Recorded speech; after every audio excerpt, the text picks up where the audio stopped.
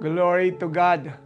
Alam mo ba ninyo, sambayan ng Filipino Church of God, that God is greater than any storms. That's right. In the book of Mark 4:35 to 41, ang sabi ng Bible, dumating po ang bagyo habang ang Panginoon at mga alagad ay patungo po sa gathering to deliver not only the possessed, but the city of gathering. And the Lord rebuked the storm, and the wind and the waves ceased. At kumalma po ang karagatan at ang kapaligiran. Ganito lang po ang ating dapat gawin. Gamitin ang ating authority, Church of God.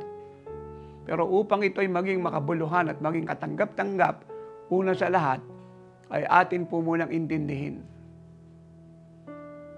Bakit po dumadating ang bagyo? Of course, meron po siyang reason at yun po ang kasalanan. That's right.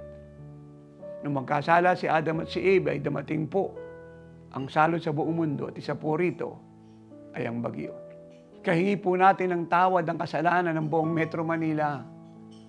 Saan region po kayo nakalagay mga anak, ihingi nyo ng tawad ang kasalanan ng ating region. Mula Region 1 hanggang Region 12 at iba pa po mga autonomous region. Ito po ang biblical principle, mamagitan po tayo. At pagkatapos po ay manalangin tayo.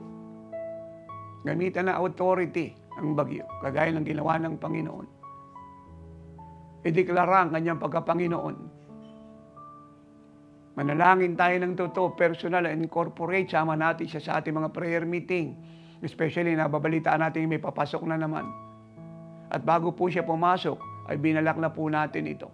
Yun lang pong inaantay ng Diyos, ang atin pong pagsunod sa larangan ng pananalangin. Wala pong mahirap sa Kanya. He can change the seasons and the times. For God is always in control.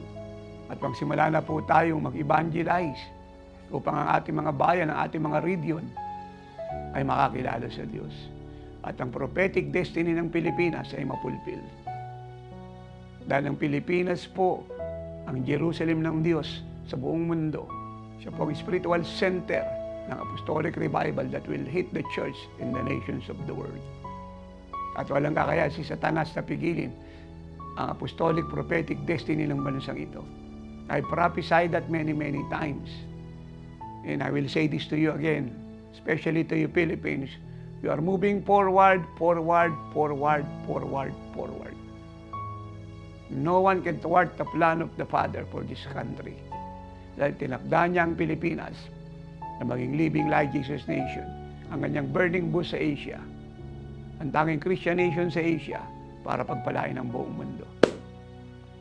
So thank you for obeying this appeal and thank you for starting to pray now and using your authority kasama ng paghingi ng tawad sa kasalanan ng buong Metro Manila at ng Region 1 hanggang 12 kasama ang mga autonomous region. So Lord, thank you for hearing our prayers. God bless the Philippines. For blessed is the nation whose God is the Lord.